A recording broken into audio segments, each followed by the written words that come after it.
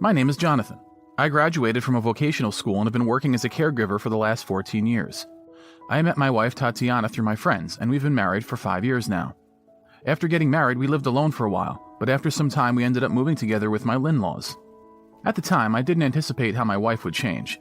I moved in with Tatiana's parents because her mother had broken a bone. Even after she was discharged from the hospital, she needed someone to help take care of her. My father-in-law wasn't confident in his abilities to take care of her himself, so I heard they were considering moving to a senior home. But since senior homes are expensive, Tatiana decided I will move in with her parents and take care of her mother. Not that she asked me how I felt about it. On top of everything, I ended up moving in with them by myself. Since my parents had already passed away, my in-laws loved me as if I was their own son. I wasn't against helping take care of them, but the fact it was decided without my say made me uncomfortable.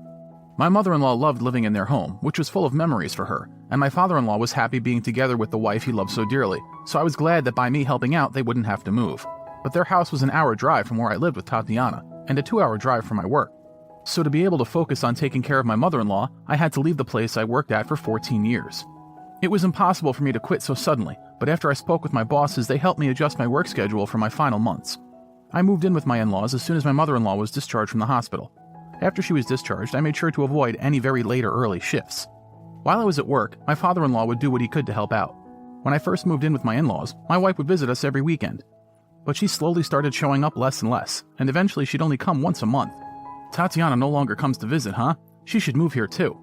Recently, my father-in-law has been saying that a lot. My wife's company has a branch near her parents' house, so she requested to be transferred there. Once they accept my transfer request, I'll move in to live with you, was what she kept saying. But 6 months passed and there was no progress with the transfer. Tatiana would always come up with excuses like, it's not the right time, and things are busy at work, so they won't let me transfer now. I thought it was a bit suspicious, but I trusted her. 2 months later, my mother-in-law died suddenly from pneumonia. Tatiana never visited, even when her mother was in critical condition, nor did she help with the funeral. She once whispered to me secretly, "I'm glad my mom went first." Tatiana smiled as she said that. I pretended I couldn't hear, but I guessed that since all the family property was under her father's name, if he had passed away first, things might have been more complicated with the inheritance procedure. I resented my wife for valuing her inheritance more than her parents' lives. I ignored her and just focused on helping my father-in-law with the funeral proceedings. The funeral memorial service went by without a hitch. The days went by. Just when I was able to catch my breath, my father-in-law said something I never expected him to. "Why don't we stop living together?" I believed that Tatiana would be transferred soon, and I thought we would live as a trio with my father-in-law, so his words were a bolt from the blue. Since his wife passed away, my father-in-law was getting weaker and weaker, so I was against leaving him on his own. So I said to him, "I want to keep living with you. I'll be too worried to leave you alone. I'm sure Tatiana will be transferred soon." I tried to convince him. He said, "I'll live on my own. Don't worry about me. Divorce Tatiana and live on your own as well." I replied, "Divorce? Why won't we live together, the three of us?" No matter what I said, my father-in-law wanted me to divorce his daughter. "I'm sure if you go to visit Tatiana at your house, you'll understand." Honestly, since Tatiana stopped visiting so often, I've thought to myself many times that I should go to our old home. But since my mother-in-law wasn't feeling well, I never made it. "If you ever need anything, don't waste your time going to our home. Just let me know and I'll bring it to you. I leave my parents in your hands," Tatiana would always say to me. I would try to tell her that even her parents want me to visit her, but every time I would bring up visiting, she would come up with some reason for me not to, and so I haven't gone back home even once since I moved in with my in-laws. "We haven't seen Tatiana in so long. Aren't you sad not being able to see her?" "I'm fine, so why don't you go back home sometimes?" It seemed like my father-in-law was worried about me. It's true, we haven't spent any time as a couple together recently. I was curious what he meant when he said I would understand if I went back home. One day, hoping to surprise Tatiana, I went back home while she was at work. I was shocked. When I got home, I saw something I never anticipated. "Huh? What's this?" I was so surprised I said that out loud without realizing it. When I opened the door, I saw a pair of men's shoes that weren't mine. Worried that someone might be in the house, I walked into the living room and saw underwear and clothes thrown all over the floor. It was such a mess I could barely enter the room. Since I moved in with my in-laws, my home had changed. I had a feeling my wife cheated on me, but I didn't have proof. I knew I had to collect evidence now, while no one was at home. I walked around the house and took photos. As I was doing so, I saw a watch I recognized on the floor, and remembered my watch case. I hadn't worn any of my watches in a while, and I completely forgot that I had left my watches in their case in the closet. Going to the closet, I pulled out my case and saw that it was completely empty. I took a photo of the empty case and then checked our shared bank account. We had saved up nearly $25,000, but now barely $2 were left. My mind went blank. I knew that if my wife returned with the owner of those men's shoes, things would get complicated, so I went back to my in-laws' house. My father-in-law had been waiting for me. "How did it go? Do you understand why I said you should break up with Tatiana?" were the first words he said to me. All I could do was nod. "Then come on, fill out the divorce papers," he said. "But I don't like this. I care about you as if you were my own father. Even if Tatiana has done something wrong, I still want you to be my father." Those were my honest feelings. I couldn't leave my father-in-law on his own. He felt how genuine I was. In order to prepare for what might happen next, we decided we should collect evidence of what Tatiana had done, so we hired a private investigator. Unfortunately, the report we got back from the private investigator was just as we had expected. After my father-in-law saw the report, he began acting strangely. He would do things like asking when we'd eat lunch an hour after we had eaten, or saying we should prepare something for Tatiana when she never said she would visit us. After he acted like this for a few days, I realized there must be symptoms of dementia, so I called Tatiana. Her reply was, "Huh? Really? Dad has dementia? I'll come visit this weekend." She sounded worried, but also strangely happy. When I told my father-in-law that Tatiana would be coming to visit that weekend, he looked incredibly happy. I thought I should take him to the hospital the beginning of next week, and I wondered whether Tatiana should see him in the state he's in. But I was sure he wanted to meet her. That Sunday, Tatiana brought something with her when she came over. "Dad, are you all right? I heard you haven't been feeling well recently," Tatiana said kindly while looking at her father's face. He replied with a smile. "We're having spaghetti for dinner tonight. I made sure not to put peppers in the sauce, just how you like it." Recently, my father-in-law would repeat that Tatiana loved spaghetti every day. It must have been her favorite food when she was a kid. Since he mentioned taking out the peppers, which Tatiana eats now with no problem, he must be remembering her as a child. Repeating the same thing over and over, it's definitely dementia. With a cruel look on her face, Tatiana said, "There's no need for dinner. I'm going home." She claimed to have to go to work early the next day. I walked her to the front door and she handed me an envelope. "Fill this out," she said, and walked away. After this, I tried calling Tatiana countless times, but she never picked up. She'd abandoned our home as well.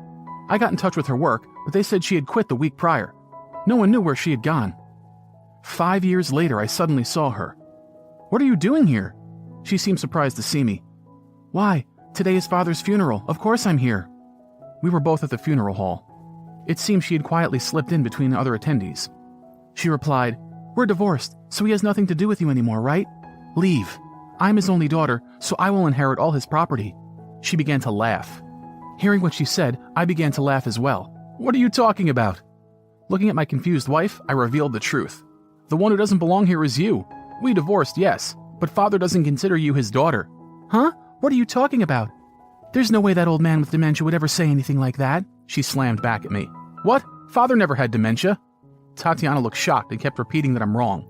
"Sorry to break it to you, but Father officially adopted me, so I'm the one who will inherit all his property." "What a shame you won't get any of it," I said to her.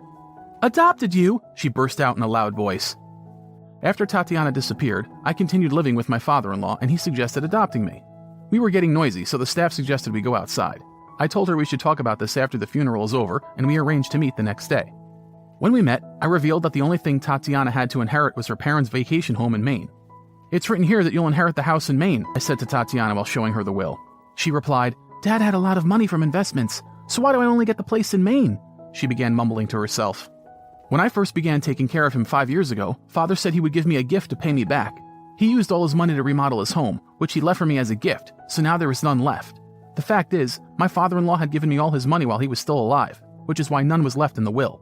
His home was put under my name, and both of us decided together that we should spend the money on remodeling, which is why nothing was left for Tatiana to inherit. "But he had life insurance, right? I have the right to receive the money from that." We knew Tatiana would want money, so we had changed the recipient of the life insurance sum to be me as well. Not one single penny was left for her. As I explained this to her, I added, "But you'll have the house in Maine, isn't that great?" She smiled back. "That's true. I've received enough. I'll leave you to take care of the rest. From now on, we are strangers to each other. Bye." She left looking satisfied with herself. Seeing her like that, it was so hard for me not to laugh. The reason my father-in-law left so much for me is because something that had happened when I thought he had dementia.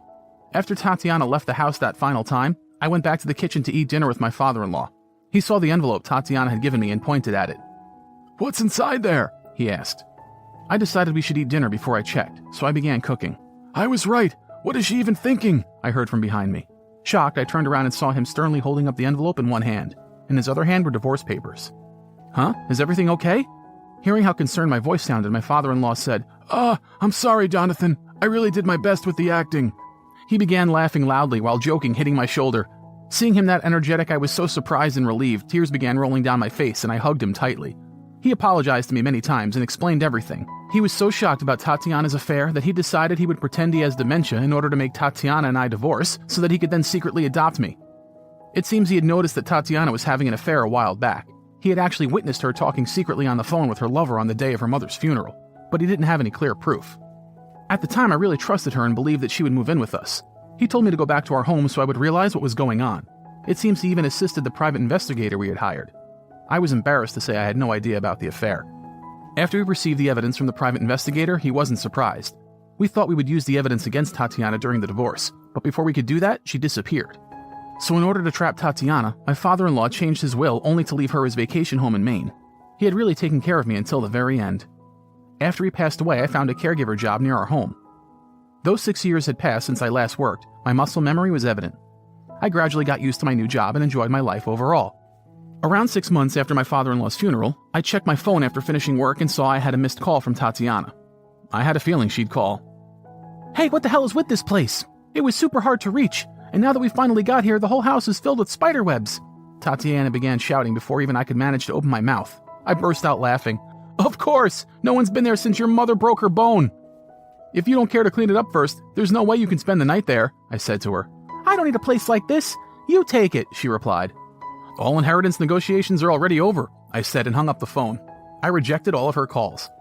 She's tried emailing me and threatening to sue me, but I've ignored everything. She knew I was living at her parents' old house, so to avoid seeing her, I rented it out and moved elsewhere. As I expected, she went to her parents' old house to find me, but the tenant called the police on her and they took her away. I'm living further away from my workplace now, but I don't mind the commute. I hope I meet many more wonderful people through my job as a caregiver.